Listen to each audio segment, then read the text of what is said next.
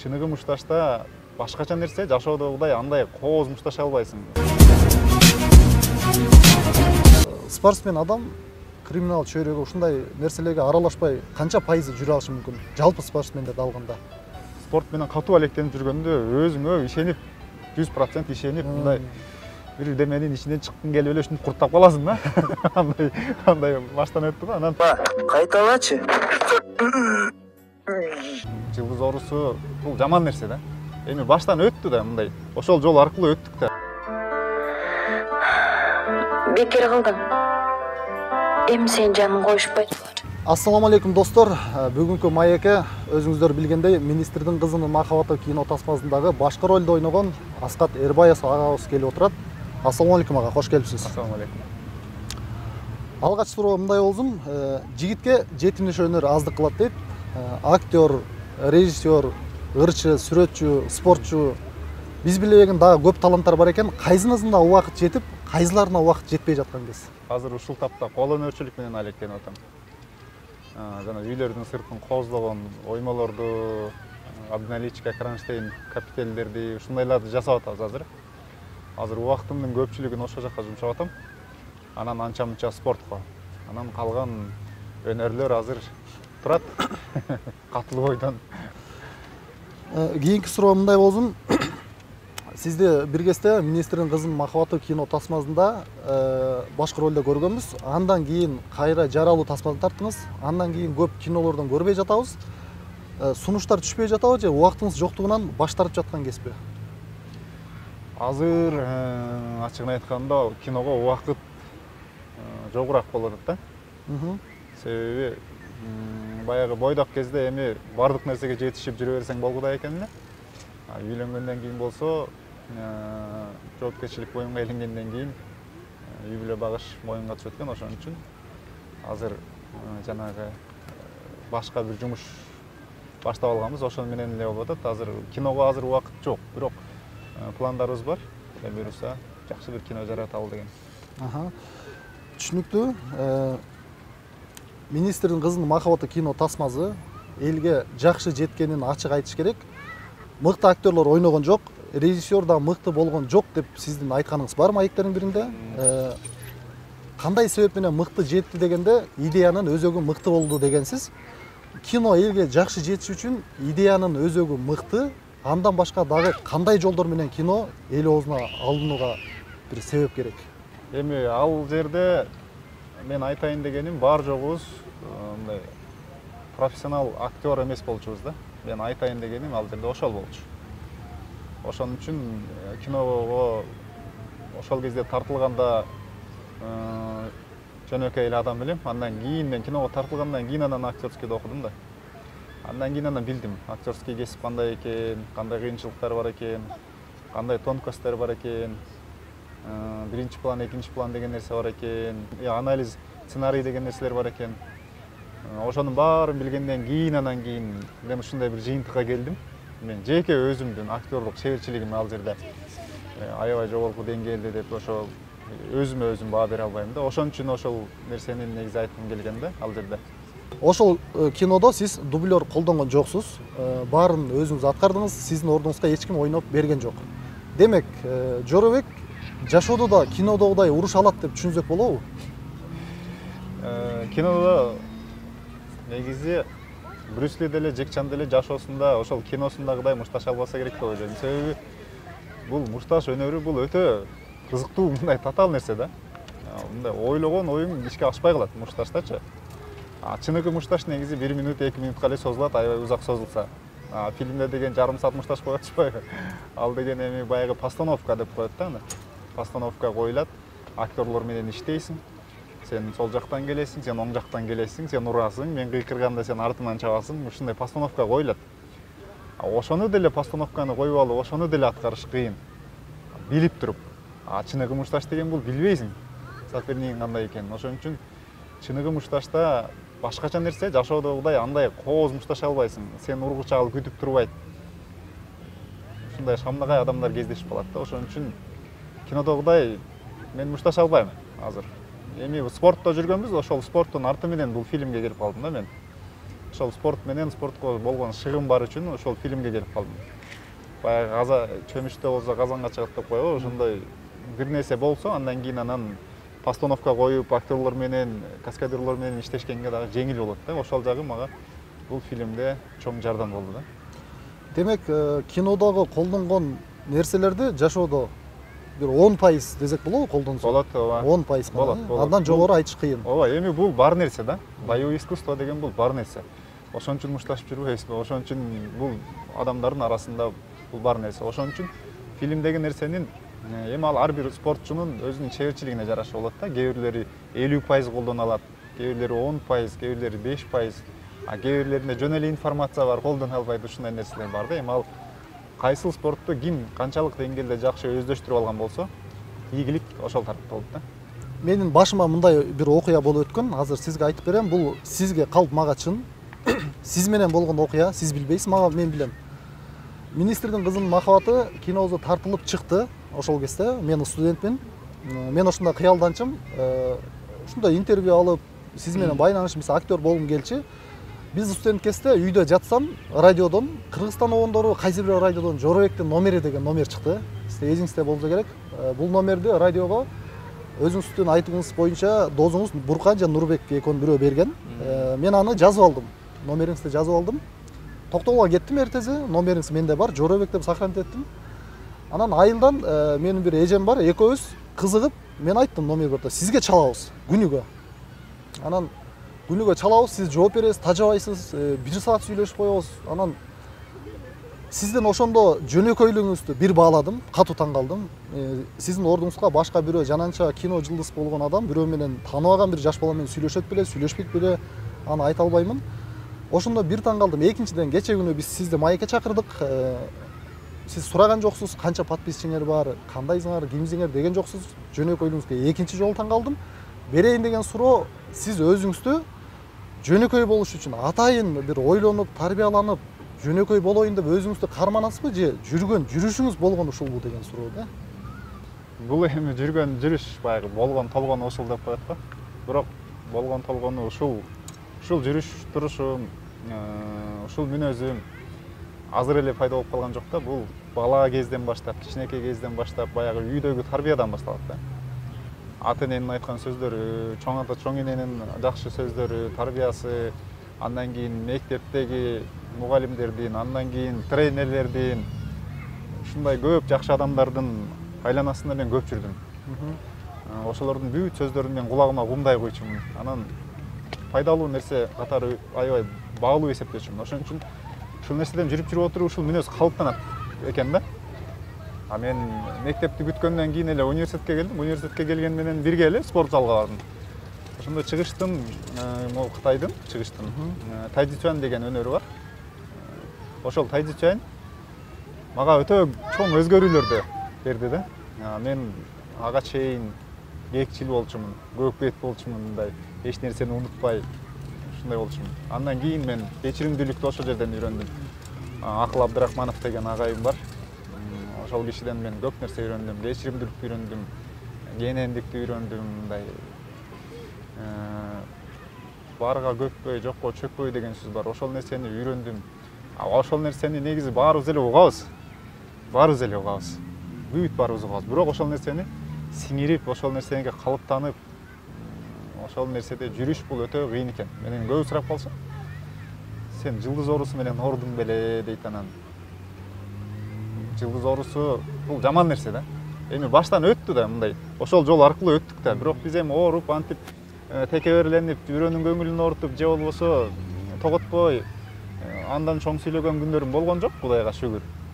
Ал нерселердин баардыгы мага сабак катары, анан өзүм теңдүү, өзүмдөн кийинки мына азыркы өсүп келе жаткан, жылдыз деп эсептелип келе жаткан муундардан улам көрүп, анан салыштырып, ушинтип билем да, аятан көрүп ушинтип эле жакшына эле жүрсө болмок экен.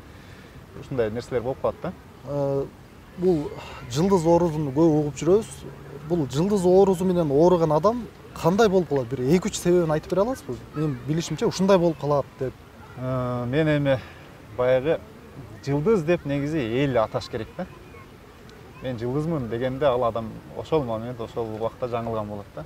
Жылдыз деген бул элдин берген сага чоң ысымы, кадыр баркы, сый урматы да, жылдыз деген. Анан баягы менин айланамда ырчы досторум бар, актер досторум бар, искусствонун баардык тармагындагы эле досторум бар. Анан алар менен кээде жүрүп калганда ушундай байкап калам. Бирөөлөр сүрөткө түшүп алалы десе, жок, мен убактым жок. Кош көңүл мамиле кылып коет, же болбосо кагып коет, силкип коет. Ушундай нерселер да. Мисалы, бир жерлерге барса деле, мына мени тааныбай атасыңбы дегендей ушундай мамиле кылышат. Анан баягы майы кызматкерлери деле тосуп калганда айтышат да. Анан жазып атышып, сен баягы Жорабек белең? Ооба дейт. Жана эле айтпайт белең анан. Дейт анан кийин мен кантип айтам байке? Мен Жорабекпин деп айтам, уят го. Эми закон болсо баарыбызга бирдей. Нарушение кылсак, анда жазып штрафыбызды төлөп кете берели. Анан ошондой эми адамдар бар да, мен деген баягы ырчымын го, мени тааныбай атасыңбы деп бирөөлөр ушундай нерселерди көрүп калам. Ал нерселер мага жакпайт. Биз баарыбыз бирдейбиз. Кудайдын алдына барганда сен ырчысың, сен депутат болгонсуң, сен президент болгонсуң дебейт. Өтүпчүсүңбү, президентсиңби, адам катары болуш керек да. Адам, уурүйөн адам болуш керек да. Азыр көрүүчүлөрдүн көбүнүн оюнда турат. Муну биз да күтүп келатабыз көп жылдан бери. Алардын ичинде мен дагы бармын. Министрдин кызынын махабаты 12 жылдан кийин же мынча жылдан кийин деген кино тартылат деп биз ушул күнгө чейин күтөбүз. Бир тагыраак билсек болобу? Кудай буйруза, канча жылдан кийин болуп калышы мүмкүн, биз көрө алабыз. Чын айтсак, аябай күтүүдөбүз биз баарыбыз. Биз тартабыз деген оюбуз көкүрөктө, башыбызда жашап жүрөт. Анан баардык нерсенин бышкан, жетилип жеткен бир нерсеси, точкасы болот окшойт да. Ошол нерсе мага азыр көрүнбөй атат да. Сценарий боюнча азыр бош убактыбызда талкуулап, ушинтип азыр иштеп атабыз сценарийдин үстүндө. Сценарий бүт элек. Сценарий бир 80% бүтүп калган. Биз бир жолу сценарий жазып, аны жокко чыгарып, кайра экинчи жолу жазып атабыз. Себеби автор Бекмырза Рахман уулу деген киши, министрдин кызынын махабатын жазган. Ал киши тилекке каршы азыр көз өтүп кеткен, бул дүйнөдө жок да. Анан эми ошол кишинин деңгээлинде, ошол кишинин линиясы менен, ошол кишинин чыгармасын бузбай, дыкаттык менен жакшына улантып кетиш керек да. Бул чоң жоопкерчилик. Анан баягы кино тартабыз деп эле, эми көрө берет элдер деп эле тартып койгон болбойт. Мага деле андай иштеген жакпайт. Чийик болуп калат. Ошон үчүн Кудай буйруса жакшы, көңүлгө толгон бир сценарий калкып чыкса, анан баштайбыз. Кудай буйруса жакын арада деп күтөбүз.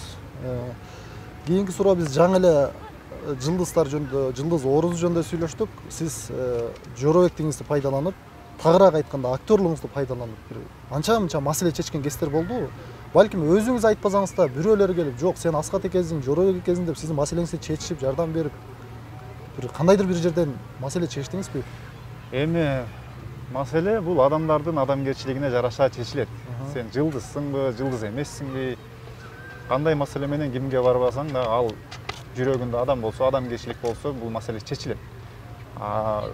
Мен Жорабек деген ысым менен жаман нерсени көргөн жокмун, Кудайга шүгүр. Эч качан мен бир да жолу мен Жорабек элем, ушундай маселе жардам берип коюңуз деп бир да кишиге кайрылган эмесмин. Сиз дагы сизге да бирөө чечип берейин деп кайрылган жок, сыйлап, Жок, мындай бир маселе жумуш болуп калганда, таанып калышат. Таанып калып анан, сен кинодо боласың.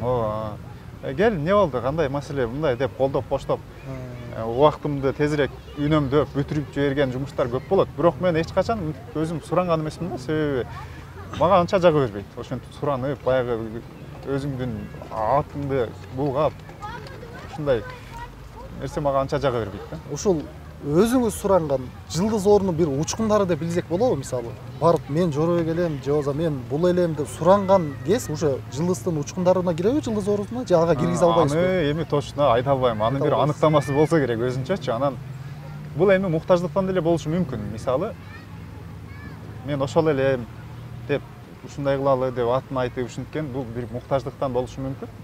Балким ага ал аябай зарыл. Ошол жумушту бүтүрүш же болбосо кандайдыр бир нерселерди аткарыш зарыл болушу мүмкүн да. Ошон үчүн ошол нерсени колдонушу мүмкүн. Түшүнүктүү. Кийинки суроо мындай болсун. Жашооңузда ушу эл арасында Аскат, сен актерлугуң мага жагат, кинону жакшы тартканыңа ишенем, режиссер болсоң дагы мен сага ишенем. Ушундай кино тарт, биз каражат жагында ушунча сумманы көтөрүп берели деп бир келип демөөрчүлүк кылам деген эл ичинен азаматтар чыктыбы ушул убакка чейин? Азаматтар бар. Кино тартсаңар жардам беребиз, кол кабыш кылабыз, колдон буттан алабыз деген жакшы адамдар көп бар, жакшы адамдар. Анан ошол адамдардын ишеничи деген бар да. Анан элдин ишеничи, эл күтөт. Азыр элдин аң сезими башка. Рекламный ролигин көрүп туруп эле барыш керек экен, барбаш керек экенин билет. Эл бизде фильм өтө көбөйүп кетти да. Анан ошол нерсеге жараша жакшы фильм чыгарыш керек да. Ооба деп эле мына баштадым деп эле алардын акчаларын алып анан кийин бир кызыктай бир нерсе тартып койгон болбойт да, уятка. Ошон үчүн. Бирок негизинен бар азаматтар. Негизинен бар. Ооба. Кийинки суроо биз кийинки фильмиңизден өтсөк, сиз Кайра жаралуу деген тасма тарттыңыз. Аны биз кезинде баарыбыз көрдүк. Аябай кызыгып көрдүк. Жеке менин оюм жакшы тартылган. Биз баалап, кызыгып ушу күнгө чейин көрөбүз. Ошол Кайра жаралуу тасманы сиз тартканда, тартып бүткөндөн кийин агайлардын сынына койгонсуз. Ошол кезде сиз агайлардын сынынан эгер өтпөсө, бул кинону коомчулукка чыгарбай ошол жерден жок кылам дегениңиз бар. Бирок ал кинону 4 жыл сценарий жаздыңыз, 1 жыл тарттыңыз, 5 жылдык мээнет. Бул оңой мээнет эмес. Эгер агайлардын сынынан өтпөсө, ошол жерден жок кылам дегениңиз, бул 5 жылдык мээнетке карабай ошону айтканыңыз өтө жоопкерчиликтен кабар береби же өзүңүздү анча баалабагандык болуп калабы? Кандай болот? Бул 5 жылдык мээнет оңой нерсе эмес. Ооба, 5 жыл деген. Биз ошону таң калдык угупчу. 5 жыл деген көп убакыт. 5 жылда өтө чоң өзгөрүүлөр болуп кетет. Эгерде ошол агайлардын сынынан өтпөсө, алардын купулуна толбосо, мен ал фильмди чыгармак эмесмин. Себеби ошол агайлар мага актерлук чеберчиликтен сабак берген агайлар, мага жол көрсөткөн агайлар, искусствонун башында турган адамдар да алар. Ошолордун сынынан өтпөгөндөн кийин анда элге чыгарбай эле коюш керек. Сынчы ошолор, ошолордун көз карашы бар, алар окуган, билген, эми мастерлер, профессионалдар да.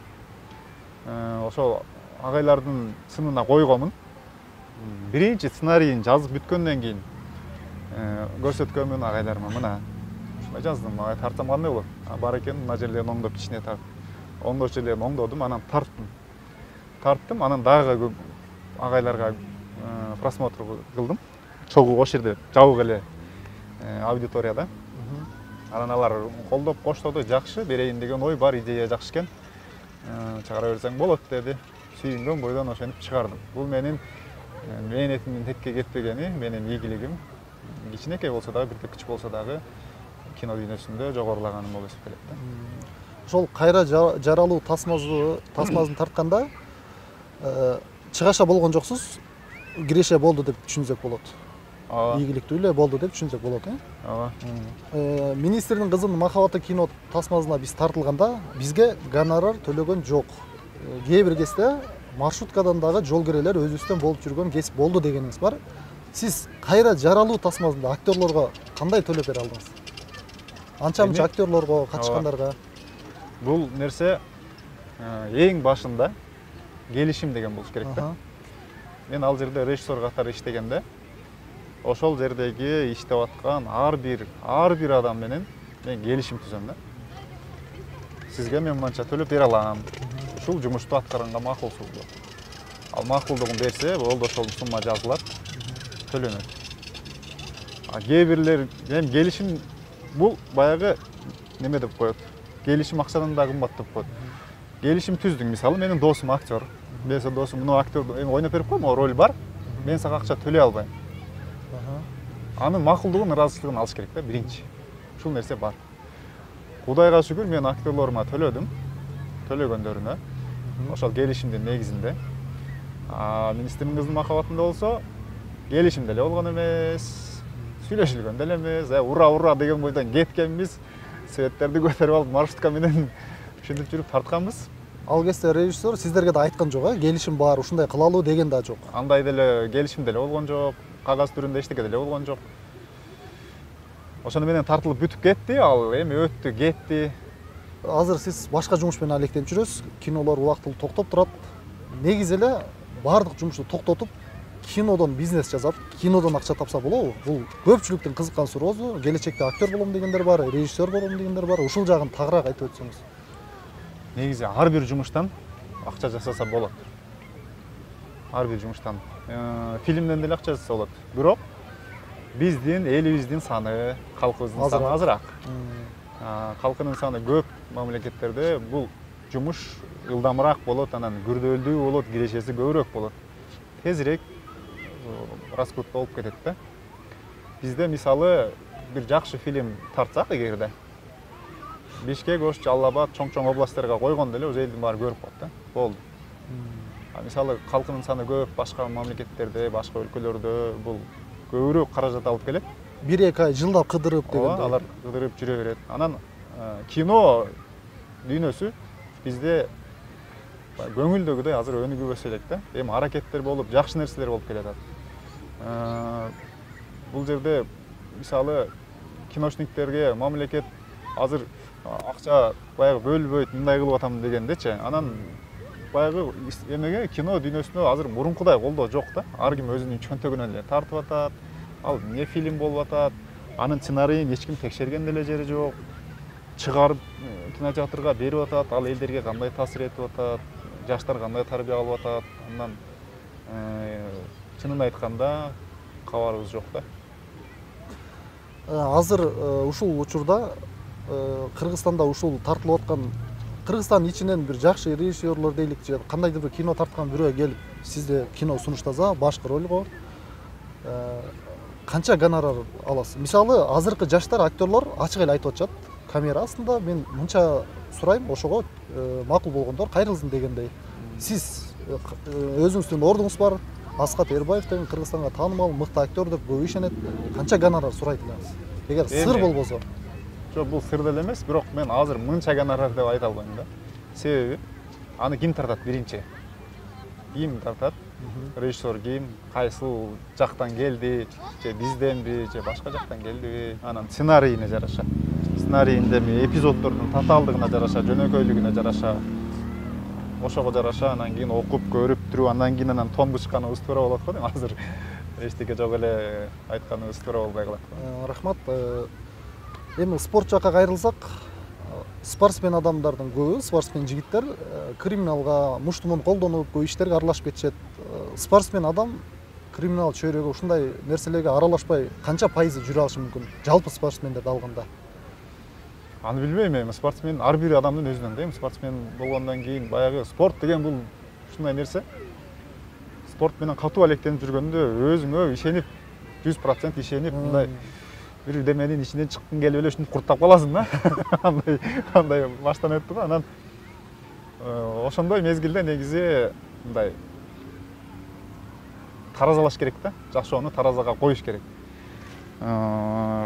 Мисалы бандит болуп кетсең, ал баарыбыз эле билебиз, аягын ачар нерсе менен бүтөт да. Бизде тренерибиз айтат эле, адам болом десеңер, спортто айтат, криминал менен саясатка аралашпагыла дейт. Ошол нерсе аябай катуу жүрөктө калып калыптыр. Мен саясатка деле азыр кызыкпаймын, криминалга деле кызыкпаймын да. Ошол нерсени аябай катуу кармап алганбы, ошол нерсе чыкпай дагы эле жүрөктөн жүрөт.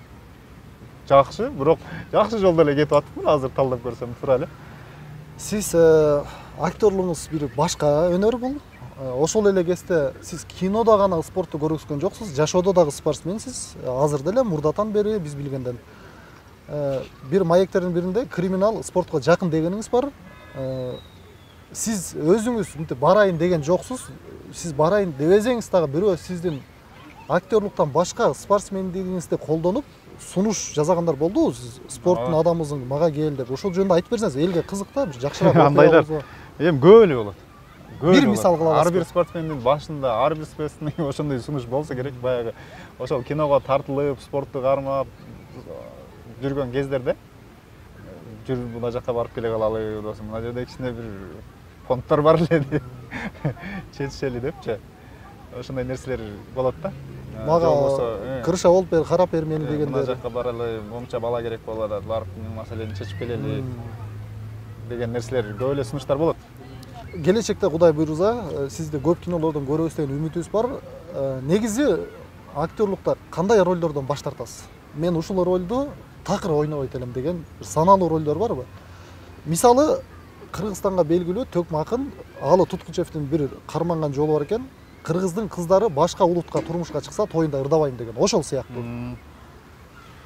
Эми актер болгондон кийин роль деле тандабаш керек го дейм. Актер роль тандабайт деп коет. Мисалы, любой роль болсо, биз аткара беришибиз керек. Себеби биз ошол окуу жайды күттүк да. Анан албетте биздин кыргыз элибиздин каада салтына, үрп адатына, мамлекетибизге доо кетире турган, жаштарды тескери жакка үндөй турган фильмдерге сунуш болуп калса, андан мындай категорически эле баш тартабыз. Бирок биздин каада салтка туура келип, бирок терс карман болсо катыша бересиз. Терс карман болсо деле боло берет. Тасмага тартылган кээ бир инсандар ролдун таасири жашоодо дагы тиет дегендерин угуп жүрөбүз. Атын айтып эле коеюн, мен Кыргызстанга белгилүү бир эки адамдан уктум, актер, актрисалардан. Ошо кинодон ролду ушуну ойногон үчүн жашоомдо тийди дегендер. Буга көз караш кандай? Ушул чынбы? Ошондой болуп калганбы? Жашообузда да ошо терс нерсе таасир этти дегендер бар да. Жашоосунабы? Жашообузна. Ролдон улам. Эми билбейм, андай болушу деле мүмкүн. Кыргыз драма театрында Муратбек Рыскулов деген өтө күчтүү актер, улуу инсан өткөн. Ошол киши спектакль ойногондон кийин 10 күн үйүнөн чыкпай дачасында жашап жүргөн өзү. Себеби ошол образга кирген бойдон чыкпай калышкан. Ошол образга кирген бойдон чыкпай калгандан кийин ал ошону деле ошондой кабыл алат да. Баягы ой деген бул ой келет биринчи. Анан кийин ал материяга айланып кетет да. Ошон үчүн баягы бизде жакшы сөз бар да, жакшы тилек жарым ырыс деген сөз бар. Жакшы тилектерди кылсак, жакшы нерселер жашообузда кездешет. Терс нерселерди ойлонуп, өзүбүзчө эле ылдый түшүп кете берсек, жашообузда ошол нукка бурулуп кете берет. Ошон үчүн эми бул роль да. Актер болгондон кийин анын ролду ойнош керек. Болду, ал роль ойноп бүтүлгөндөн кийин чыныгы өзүнүн жашоосунда жашаш керек. Эгерде өзүнүн жашоосунда жашабай ошол ролго кетип калган болсо, анда мисалы мен. Анда Аскаттын жашоосун ким жашайт анда? Ошондой болуп калат да. Түшүнүктүү. Кинодо аткарганда кинодон кийин кандайдыр бир деңгээлге чыгат, даражага чыгат адамдар, мисалы элдин баалоосу менен актерлук чеберчилигин баалап, элдин сүймөнчүлүгүнө ээ болот, кандайдыр бир даражада турат. Кинодо аткарганда оң каарман менен терс каарман бирдей даража алып келе алабы? Же балким оң каарман жакшыраак сүйкүмдүү көрүнүп, терс каармандын уровени бир аз ылдый болобу? Ушул жак кандай? Бул карапайым калкка ким кайсыл ролду ойносо, ошондой кабыл алынып калат. Орозбек Кутманалиевди жаш балдар таш менен кубалаган экен. Сиз аксакал кишини чаап ийдиңиз деп баягы ак кемеде. Бул карапайым калкка, жөнөкөй калкка ким кайсыл ролду ийине жеткирип ойносо, ошондой кабыл алынып калат да. Оң каарман карапайым калкка сүймөнчүлүккө ээ болот, кадыр барып топтоп калат. Терс каарман болсо, адамдар жек көрүп, жаман көрүп калат. Кинону түшүнгөндөргө, искусство дүйнөсүндө жүргөндөргө оң каарман, терс каарман айырмасы жок. Ким кайсыл ролду жеткирип ойносо, ошонун даражасы бийигирээк боло берет. Кинону түшүнгөндөрдүн ичинен деле ушуну ойлонушу мүмкүнбү? Эми балким сиз ойлонбойсуз, баарына бирдей өзүңүздү жөнөкөй карайсыз, жөнөкөй көз караш менен карайсыз. Бирок башка кимдир бирөө терс каарманга караганда оң каарманга умтулгандар барбы дегеним го. Эми элге сүймөнчүлүккө көбүрөөк ээ болуп, акча көбүрөөк табайын дегенде, мисалы Инстаграмдан акча табайын деген сыяктуулар болобу? Эми билбейм кимге кандай. Мисалы режиссер кино тартканда же спектакль койгондо же бир ролдорду бөлүштүрүп атканда, режиссер деген негизи бул өтө күчтүү адам болуш керек да, көрөгөч болуш керек. Мисалы, менин ролум сага туура келбей калат, сенин ролуң мага туура келбей калат. Бир баатырдык, бир исторический фильм тартайын десе, ошого ылайыктуу адамдарды издейт. Терс каарманга ошого ылайыктууну берет. Оң каарманга ошол берет. Режиссер бөлүштүрүп ошол сунуш кылат да ролдучу. Анан баягы албетте өзүнүн ичинде баардыгы эле главный ролго умтулат. Бар жок эле, главный роль болсо жакшы да депчи. Бирок деген кайсыл ролду ойносоң дагы ийине жеткире аткарган негизи бул главный ролду ойногондон дагы жогорураак болсо керек деп ойлойм да. Кийинки суроо кичине башкачараак болсун. Ошол кино чыккандан кийин Кыргызстанда Жылдыздар манежде деген долбоор өттү. Сиз ошого катыштыңыз, аябай мыкты катыштыңыз. Эл баалады, бирок өзүңүздүн баракчаңызга жазгандардын биринде калыстарга нааразы болгондой жазганыңыз бар экен. 4 адамдын чыгарган жыйынтыгынан элдин берген баазы өйдө турат дегендей биз ошолорду окудук. Сурайын дегеним, ошол туура эмес бааланып калганы атайын бир ичинен келишүүлөр болгонбу же өзүнүн ишин так билбеген калыстар олтургандыктан болду? Бул кандай себептер менен болушу мүмкүн деп? Бул эми келишим да. Бул ачык эле келишим. Ачык эле келишим да. Эми мени абдан өкүндүрөт да бир нерсечи. Өтө өкүндүрөт. Ушундай конкурстардабы же болбосо мээнет кылып аткан адамбы мындай баалабай ошону көмүскөгө калтырып анан кийин баягы кимдин өң келбетине жараша, материалдык каражатына жараша бир сүйлөшүүлөр менен туугандык, куда сөөктүк болуп, тааныш билиш болуп анан кийин ошого ыйгарылып калат эмеспи? Ошол нерсе мени өтө өкүндүрөт. Эмгек кылып аткан адамды баалаш керек да. Сиз ал долбоорго катыша электе сүйлөшүү болот деп ойлогон жоксуз. Жакшы ой менен катыштыңыз. Эми ой болгон. Эмне болсо ошол болсун деп мен катыша бергенмин. Мен ойлогондой эле болуп чыкты бирок аягы. Элдин берген баасы боюнча Жакшы. Жакшы болду. Жюрилердин берген баасы боюнча адилетсиздик болуп калды. Аны мен эле эмес, эми ошол жерде турган эл деле көргөн, билген. Ал жерде кандай тополоң болуп кеткен, кандай кызыч болуп кеткен, аны ошол жердегилердин баары көргөн. Түшүнүктүү. Дагы бир баракчаңыздан окудум. 2020-жылы дагы бир өкүл уулду болдум деп сүрөтүңүз менен жарыялаганыңыз бар. Сиз жалпы канча өкүл уулду болдуңуз? Эми сизди койгондор көп болуш керек. Мисалы мен да койгум келет дегендей. Өкүл уулум азыр официалдуу түрдө 3-өө. Үйлөнүп, официалдуу түрдө өкүл ата коем деп койгондор. Анан коем деп жүргөндөр көп. Кудай куткылсын, отказ жок. Анан азыр официалдуу түрдө 3-өө.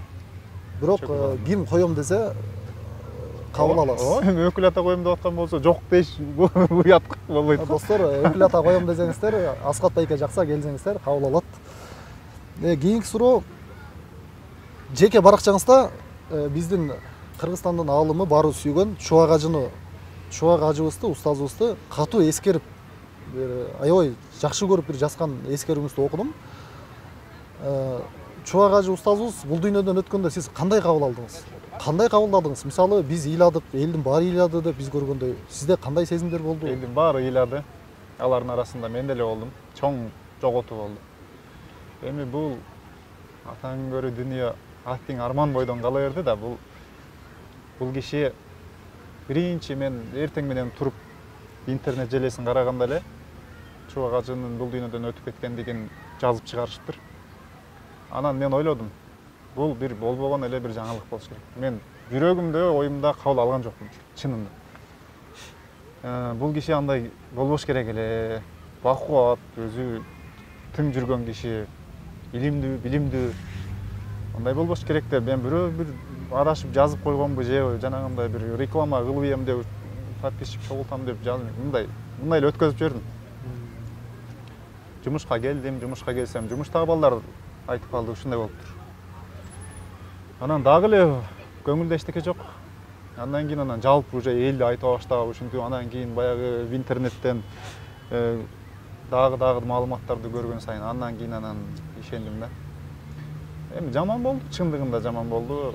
Бул киши жашаш керек болчу, өлбөш керек болчу.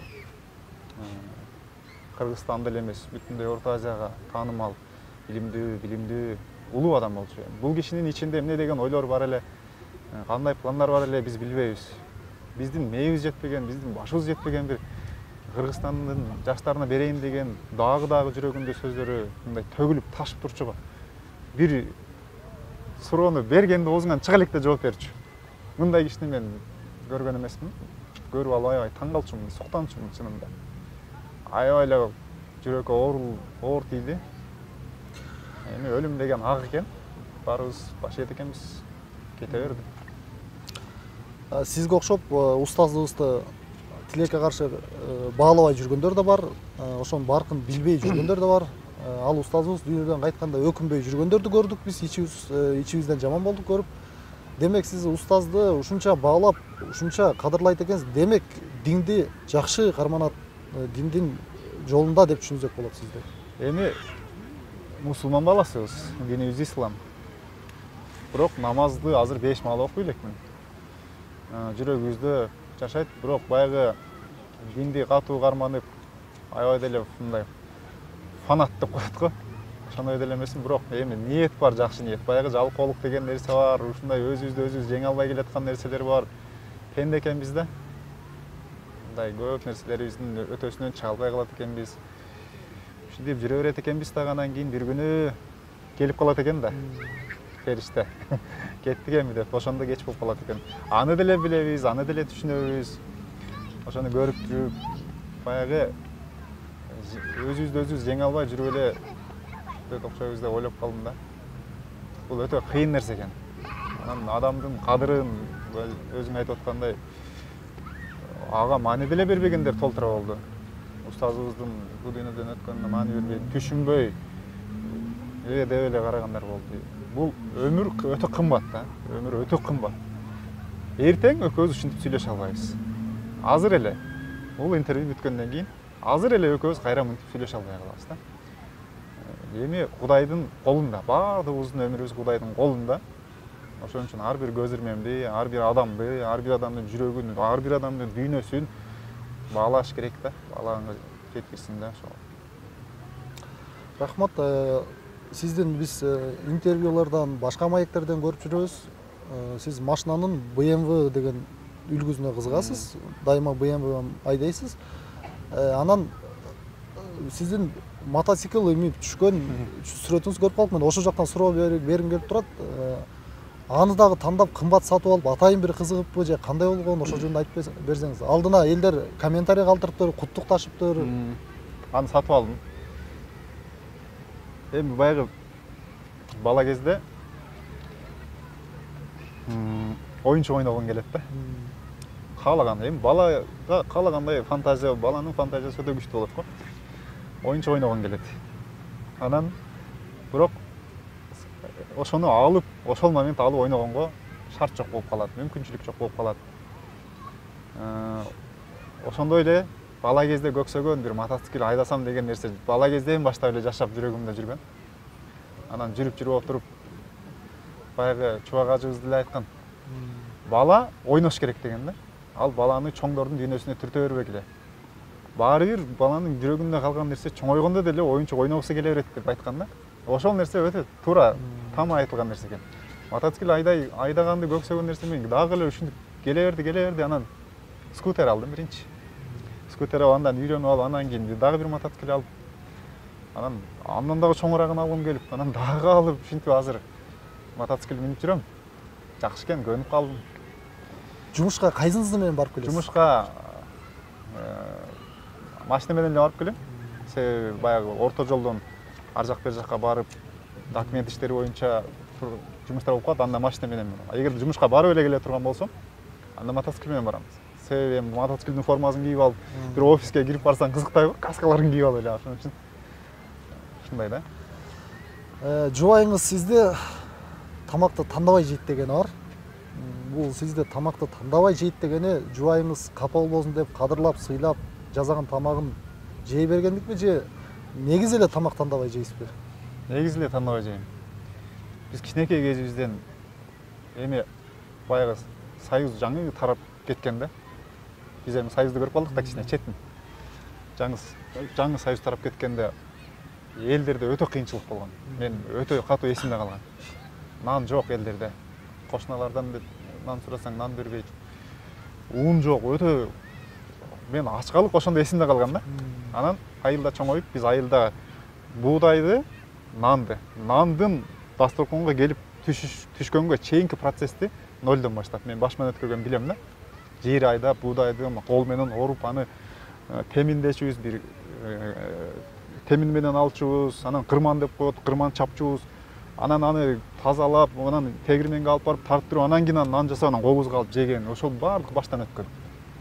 Ошончо нерсени көргөндөн кийин тамакты тандагың келбей калат да. Кудайга шүгүр деп, бар нерсеге бир күкүмдан болсо дагы ошол Кудайга шүгүр деп тамак тандабаш керек. Мен ошол нерсени баалайм да, тамак тандабаш керек. Азыр бир ууртам сууга зар болуп жүргөндөр көп. Ошон үчүн баарына тооба кылыш керек. Сиз ушул кезге чейин бирөөгө эң чоң сумма канча акча карызга бергенсиз жана бирөөдөн эң чоң сумма канча карызга алган күнүңүз болгон? Эми бизде ар кандай болуп калат, жетпей калат, сураш керек болуп калат, бир иш болуп калат дегендей. $1000 ар жак бери жагын деле алыш бериш кылам азыр. Ошол эми бул мага жакшы эле акча. Кимдир бирөөгө бул кичинекей кыйын болушу мүмкүн.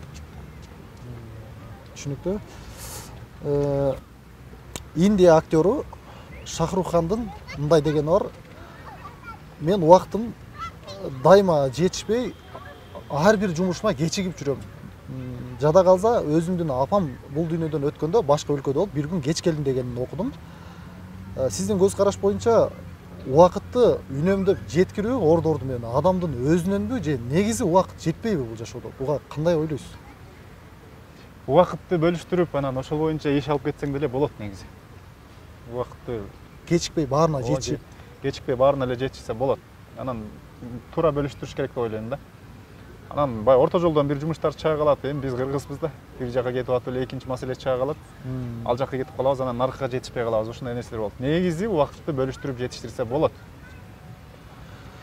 Биздин акыркы ушу жыйынтыктоочу оюн десек де болот. Буну сиз жооп берип эле жүрөсүз. Тигил же бул деп бирөөнү тандаш керек. Тандабай баш тартсаңыз деле болот. Өзүңүздүн эркиңиз. Эки нерсени айтам, бирөөсүн айтып отурабыз. Баштадык. Тасма же спорт? Спорт. Ыр же сүрөт? Сүрөт. Жубайыңыз же балдарыңыз? Экөө тең. Зина же каным? Жубайым бар да ошо. BMW же мотоцикл?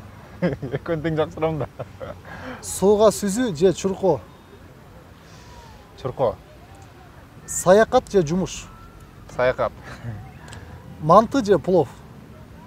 Манты. Манты. Буну берип атканын себеби келинчеңиз айткан интервьюда Аскат плов менен мантыны жакшы көрөт дегени бар. Ошон үчүн койдук бул суроону. Режиссерлук же актерлук? Актерлук. Министрдин кызынын махабаты же кайра жаралуу? Кайра жаралуу. Буркан же Нурбек? Экөө тең. Рахмат, сизге келип бергениңизге ыраазычылык билдиребиз. Ишиңиздерге ийгилик. Эркин микрофон. Силердин дагы ишиңерге ийгилик. Чоң рахмат. Бул эмгек булчу. Жана айтып атпайсыңбы? Эчтекени сурабай эле интервьюга макул болдуң депчи. Мен азыркы ушул убакка чейин өзүмдүн эмгегим менен өйдөнү көздөй акырындан жылып келе жаткан кишимин да. Кичинекей болсо дагы эмгек болсо ошону баалаш керек. Анан булардын подписчиги жок экен, бул жаңы экен, буга барыш керек, буга барбаш керек деген түшүнүк жок менде. Эмгек кылып атабы адам, иштеп атабы, алдыга жылып атабы, тартыш керек, барыш керек интервьюсуна, каалаган суроосуна жооп бериш керек. Жардам бериш керек да. Бул эмгекти баалаш керек. Ошон үчүн сураган деле жокмун мен. Мына жерге келип тааныштык экөөбүз. Эми эмгек кылып атасыңар. Ушу каналыңардын подписчиктери көбөйүп кетсин. Таныс келсин. Элдердин сүймөнчүлүгүнө ээ болгон жакшы интервьюлар, жакшы маалыматтар, жаштар үлгү ала турган жакшы көрсөтүүлөрдү даярдагыла. Биз колдоп коштоп турабыз. Эми биздин колубуздан келген нерсе эле ошол. Чакырсаңар келип, суроолорго жооп берип, кайра кетип калмай. Ошондой. Бул нерсени сага дагы эстафета катары айткым келет. Ким жардамга муктаж болсо, ким эмгек кылып аткан болсо, ошол нерсеге жардам бер. Ушуну жайылталы, бар жогубуз ушинтели, ошондо Кудай кааласа Кыргызстаныбыз өнүгөт, жүрөгү кенен балдар өсөт. Ичи кенен балдар өсөт. Жакшы тарбиялуу балдар өсөт. Мен ойлогон оюм ошол. Бул дүйнөгө бир эле келебиз. Ошол бир келген дүйнөгө кичине артыбызда кичине из, кичине чыйыр жол салып кетишибиз керек. Ошол нерсеге аракет кылып эле жүрөбүз. Ошол нерсенин баары жогу ишке ашсын. Кудай таалам баарыбыздын ишибизди оңосун. Сенин да ишиңе ийгилик.